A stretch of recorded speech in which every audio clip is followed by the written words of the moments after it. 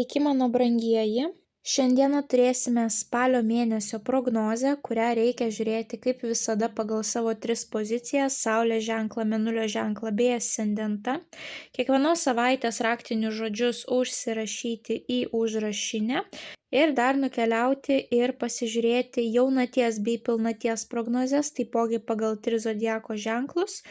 Ir tokiu būdu jūs turėsite labai detalų mėnesio vaizdą. Suprasite savo kiekvienos savaitės, kiekvieno mėnesio pamokas, kurias svarbu praeiti teisingai. Ir manau, kad kiekvieną mėnesį su tais užrašais jums pavyks pragyventi sąmoningiau, priimti teisingus sprendimus ir tikslingai judėti savo tikslų link. Na, o dabar šiek tiek laiku nukeliaukime į lapkričio mėnesį. Pas mus nuo lapkričio 9 iki lapkričio 29 bus retrogradinis Merkurijus. Merkurijus keliauja atgal, tai nėra geras laikas naujoms pradžioms arba pirkiniams. Kaip žinome, Merkurijus veikia ilgiau, jo pašalinis poveikis jaučiasi ilgesnį laiką, tad jau nuo spalio 26 dienos iki gruodžio 13 dienos visą tą laikotarpį jūs tikėtina, kad jausite retrogradinį Merkurijų. Tai dabar kalbant apie kalėdinės dovanas, kas mėgsta jas pirkti anksčiau laiko, tai jums teks pirkti arba spalio mėnesį, arba laukti gruodžio 14-15, nuo tų dienų jau jūs galite pirkti dovanas. Jeigu pirksite per retrogradinį Merkurijų, tai tada galima pirkti tik tokius daiktus, kurie turi didžiulės nuolaidas. Jeigu pasitaikys jums juodasis penktadienis, kažkokios tai ypatingai didelės akcijos, tuomet galite pirkti, kad net jeigu ir pasigailėsite dėl pirkinių, tai bent jau, sakykime, finansiškai per daug nebūsite nuskriausti.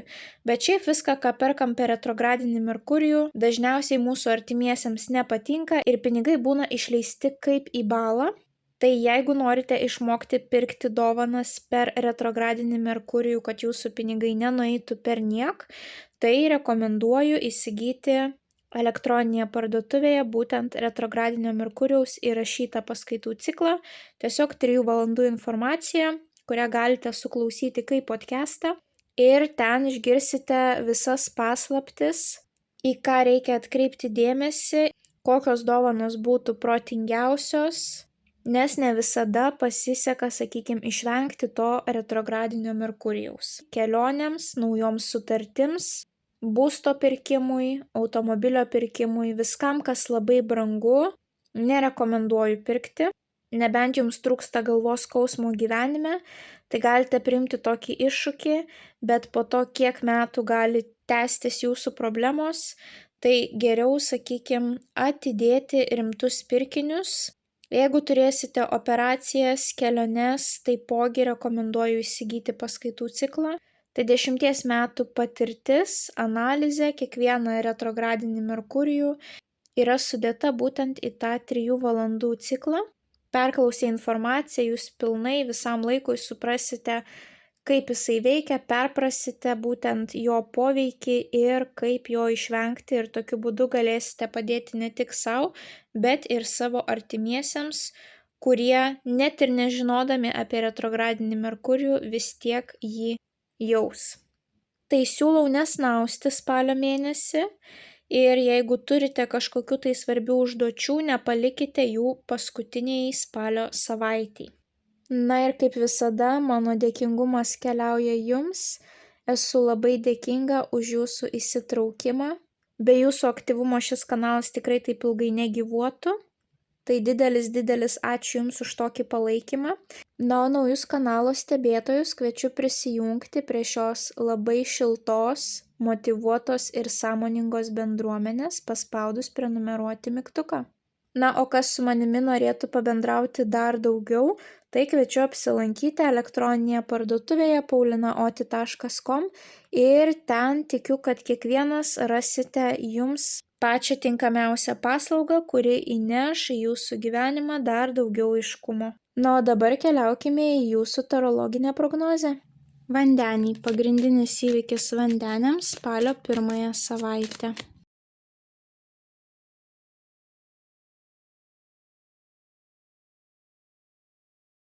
Viena žinutė vandeniams apie jų spalio mėnesį. Bei viena mėnulio žinutė vandeniams apie jų spalio mėnesį. Vandeniai pas jus spalio mėnesį daug naujų perspektyvių pradžių, proveržių netgi stiprių. Noriu pradėti nuo jūsų mėnesio patarimo. Jums iškrito monetų septynetas. Monetų septynetas rodo, kad auginkite savo medelį, kad ir kaip gali jums vienu momentu atrodyti, kad nėra jokios pažangos, jokio rezultato. Kodėl aš tai darau? Ne tas rezultatas yra, bet kaip visada sakau, tiek namo nepastatysim per naktį, tiek medis neišaugs per naktį, taip? Ir dėkite tas pastangas, kiekvieną dieną investuokite savo resursus į tai, ko norite pasiekti ir su laiku jūs turėsite nuostabų rezultatą, didžiulį potencialą. Šita korta sako, nemeskite kelio dėl takelio, taip? Taip, priemonės galite koreguoti, kuriomis jūs pasieksite to tikslo, bet turite tą savo didžiulį tikslą gyvenime, taip, galbūt kažkokie karjeros profesiniai, kažkokie tais tikslai, ar šiaip dėl žmonijos kažką norit gero padaryti. Ta tikslą kaip turėjo, taip ir turėkit. Priemonės, įrankiai gali šiek tiek kisti ir labai svarbu laiku įsivertinti, taip, ar šitie įrankiai priartina mane prie tikslo, ar reikia kažką tais pakeisti. Bet esmė, kad ir toliau investuokite tą laiką, kad ir kaip gali atrodyti, kad niekas nesikeičia, bet iš tiesų daug kas keičiasi. Ir jūsų mėnulio žinutė, tavo intuicija, tavo supergalia, kosminė išmintis. Nenustok ją naudotis. Tai panašu, kad tie visi proveržiai, tos naujos pradžios spalio mėnesio bus susijusios ir su jūsų intuicija. Jūs jausite, kur jums naudinga investuoti savo laiką ir energiją, o kur jums visiškai nenaudinga. Ir pirmąjį savaitę jums iškrito tiek pabaigos kortos, tiek pradžios. Ypatingai viskas, kas susijęs su finansiniais reikalais. Tai mes turime monetų 10, kaip ir galutinį rezultatą, 10 jau kažkas pasiekto. Tuo pačiu mes turime didįjį arkaną pasaulį, o pasaulis rodo ciklo pabaigą, taip, triumfą pasiektą nuostabų rezultatą ir kažkokią tai pabaigą. Tai dvi kortos kalba apie tą patį, o viduryje jūs turite monetų tūzą, naują finansinę perspektyvą. Gali būti, kad jūs, pavyzdžiui, išeinat iš vieno darbo ir iškart pereinat į kitą. Gali būti ir kažkokios tai papildomos naujos pajamos. Gali būti ir, kad tie pinigai susiję su šeimos verslu, nes monetų 10 yra dideli finansai, turtas, pinigai susiję su šeima, kad pavyzdžiui sekasi jūsų antrai pusiai ir dalis tų pinigų pereina jums, taip? Paveldėjimo kažkokie tais finansiniai sėkmingi reikalai. Gali būti netgi kelionės persikraustimas dėl geresnių finansų, nes pasaulis gali rodyti ne tik ciklo pabaigą, bet ir viską, kas susijęs su užsieniu. Ar tai yra verslo partneriai iš užsienio, ar tai yra kitos kultūros, kitos tradicijos, bendravimas per nuotolį, per socialinius tinklus su žmonėmis iš užsienio ir visa tai susiję su pinigais, su naujomis finansinėmis galimybėmis. Galbūt jūs dirbsite Lietuvoje, bet įmonė bus Amerikos. Taip, įvairiausios tokios galimybės gali būti. Arba nauja finansinė pradžia, bet ta pradžia įtrauks ne tik jūs, bet ir, pavyzdžiui, jūsų visą šeimą. Ar reikės ir šeimos finansinių resursų, o galbūt tai sėkmingas kažkoksai tai šeimos turto įsigijimas arba šeimos turto pardavimas, taip. Tai labai finansinė pirmoji savaitė susijusi su turto reikalais, su naujais darbais, naujom finansiniam perspektyvom ir gali būti tam tikro ciklo pabaiga arba kažkas susijęs su užsieniu ir pasauliu ir kelionėmis. Tuomet antrąją savaitę jums iškrenta netgi 2 tūzai. Jau turėjome čia monetų tūzą, antrąją savaitę jums iškrenta kardų tūzas ir lazdų tūzas. Tai vat kardų tūzas labiau susijęs su komunikacija, rašytinė, sakytinė, lazdų tūzas jau čia ugnies stichija, jinai susijusi su fiziniais veiksmais. Tai realiai pažiūrėjus į šitus 2 tūzus galima apibendrinti kaip pagalvojau, padariau. Tai vat kas čia gali būti? Pasirašytas kontraktas, kažkokie tais dokumentai, kažkoksai tai leidimas, ar į galvą šovusi idėja, ar nauji kontaktai, nauji ryšiai ir iš karto realūs fiziniai veiksmai. Jūs turite imtis ir fizinių veiksmų arba pas jūs tiesiog užsidegs aistra, motyvacija imtis tų veiksmų. Nes būtent lazdų tūzas jisai yra labai ugningas, labai greitai įsipleskia ta motyvacija, tas noras veikti, daryti, judėti, keliauti, bandyti, belstis į visas duris, taip. Ir šalia jums dar iškrenta dar viena ugninga korta, dar stipresnios ugnies energetika, būtent lazdų riteris.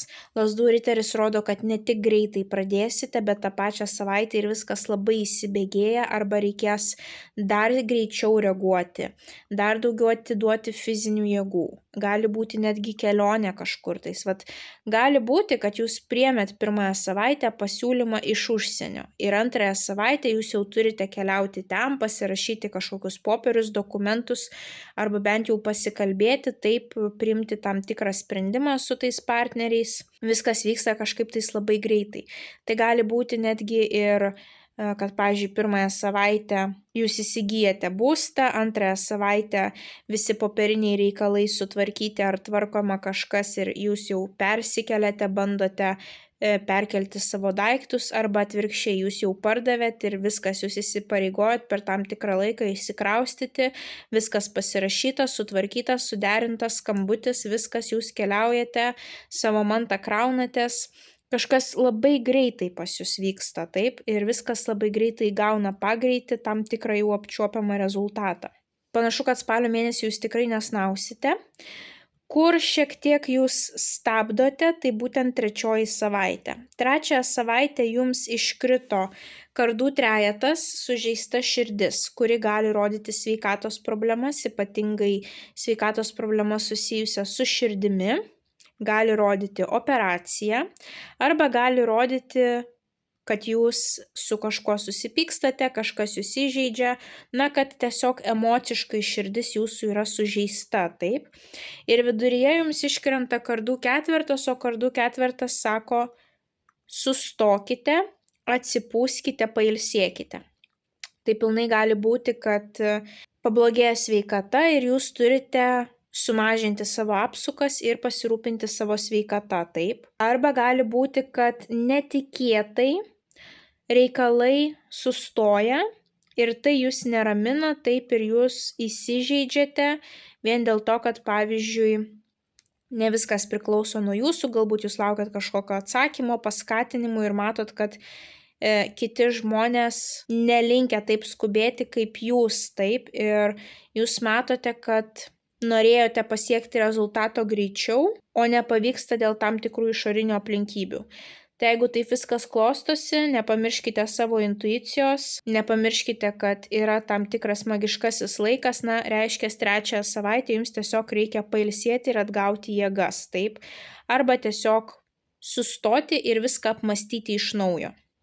Bet jums iškrenta pozityvi korta didysis arkanas magas. Magas vėlgi kalba apie tą patį, kaip ir sakiau, būtent apie šitus 2 tūzus. Magas kalba, pagalvojau, padariau.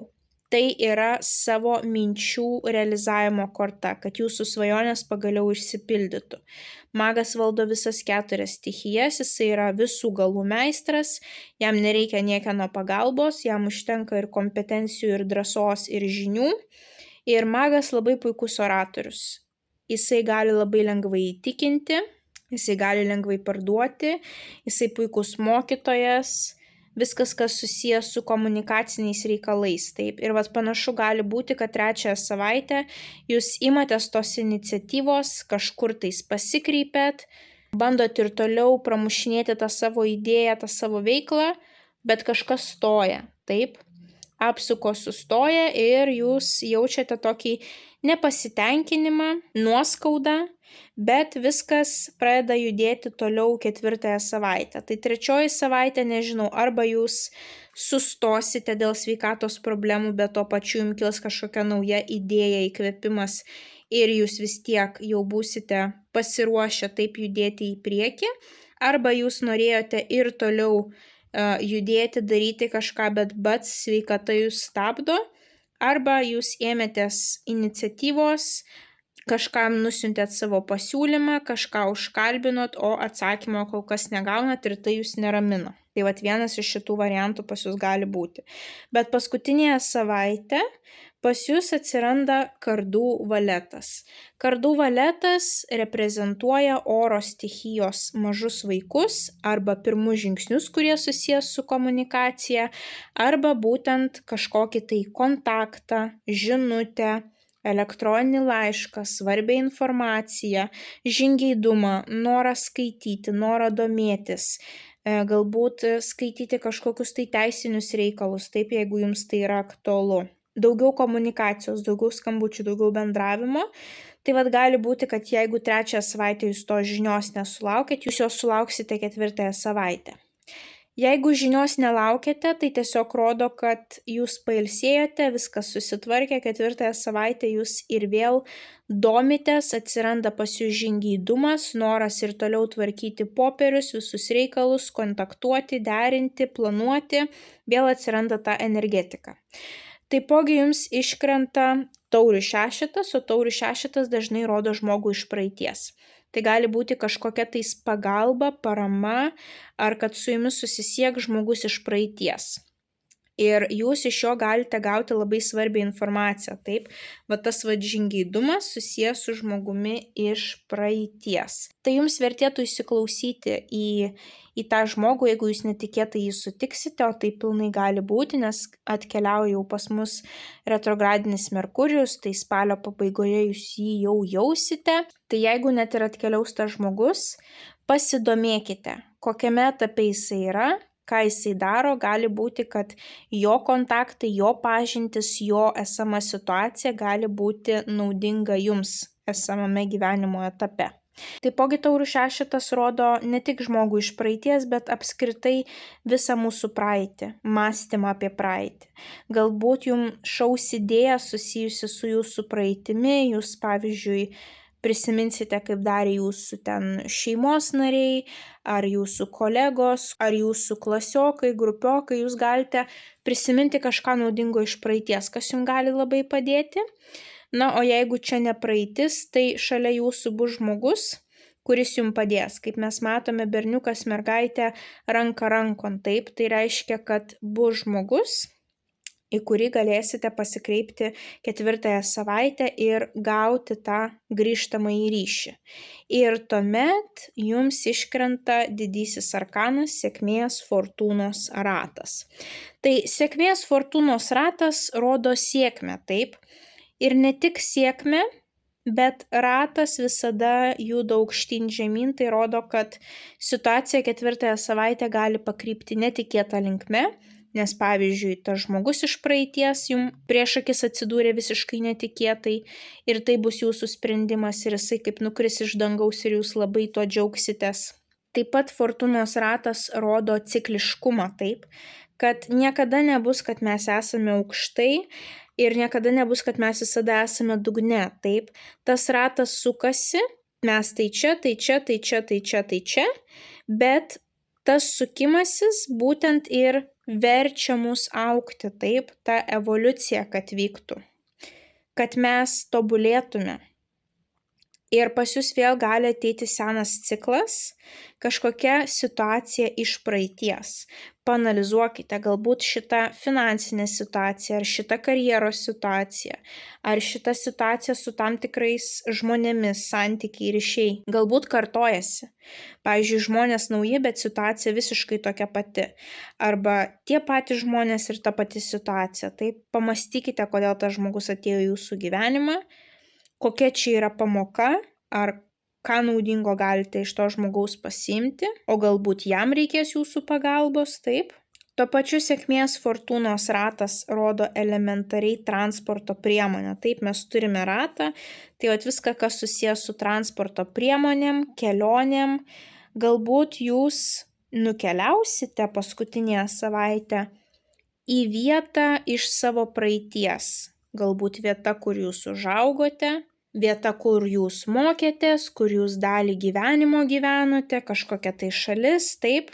Gali būti ir fizinis grįžimas į vietas, su kuriomis susijusi jūsų praeitis. Ir ten vėlgi jūs galite kažką svarbaus sužinoti, iš kažko tais pasimokyti, sutikti žmonės su naudingais ryšiais. Tai nepameskite to kardų valeto, to savo žingeidumo. Net jeigu jums nelabai malonus žmogus, bet jau daug metų praėjo, pasikalbėkite su juo, paanalizuokite, galbūt ne šiaip savo gyvenimas, likimas jūs suvedė. Taip, vis dėlto sėkmės fortūnos ratas yra tokia karminė korta, kuri rodo, kad tai turėjo nutikti. Tai jeigu kažkoks žmogus atkeliaus iš jūsų praeities ar netikėta situacija, kaip iš dangaus nukris, pasižiūrėkite, kodėl likimas jums ją atsiuntė, ką naudingo iš jos galite savo pasisemti. Galbūt tai bus žmogus, kuris praėjo grinai tokią pačią situaciją, per kokią jūs einate dabar. Ir jūs galėsite iš jo sužinoti naudingų kontaktų ar tiesiog gauti naudingų patarimų. Tai galiausiai jūs mėnesį baigėte su žiniomis, ryšiais, kontaktais, kažkieno tais pagalba ar tiesiog prisiminimais apie praeitį, bet maloniais prisiminimais. Ir situacija gali pasisukti 180 laipsnių kampu, visiškai kitaip, jums naudinga, bet netikėta linkme, arba kažkoksai tai cikliškumas, kuris jau pas jūs buvo kažkada, bet kokiu atveju tai yra likimo jums ne šiaip savo atsiųsta situacija, tai atkreipkite į ją dėmesį.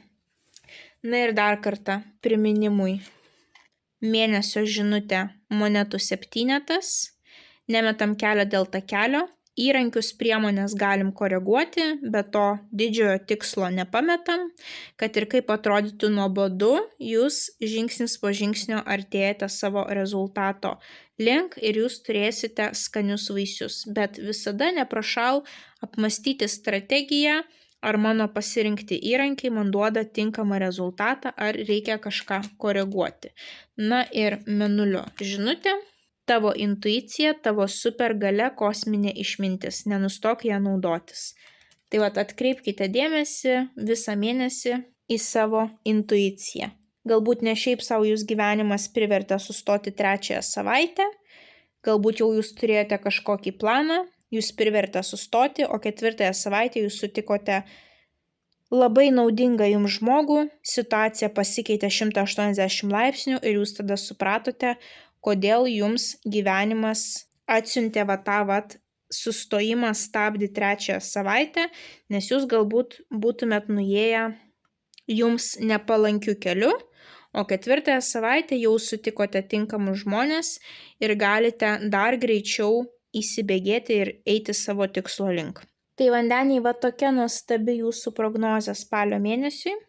Tai didžiausios jums sėkmės. Nepamirškite paspausti patinka mygtuko, komentare parašyti bent jau širdelę, pasidalinti prognozę su artimaisiais, kuriems ji galėtų būti aktuali. Na ir jeigu dar neužsiprenumeravote, tai skatinu užsiprenumeruoti kanalą, kad nepraleistumėte jums aktualių prognozių bei taptumėte šios labai šiltos ir motyvuotos bendruomenės dalimi. Ir taipogi kviečiu apsilankyti elektroninėje parduotuvėje paulinaoti.com ir išsirinkti jums pačią tinkamiausią paslaugą, kuri įneštų į jūsų gyvenimą dar daugiau aiškumo. Na, mes pasimatysime jūsų kitose prognozėse. Ate.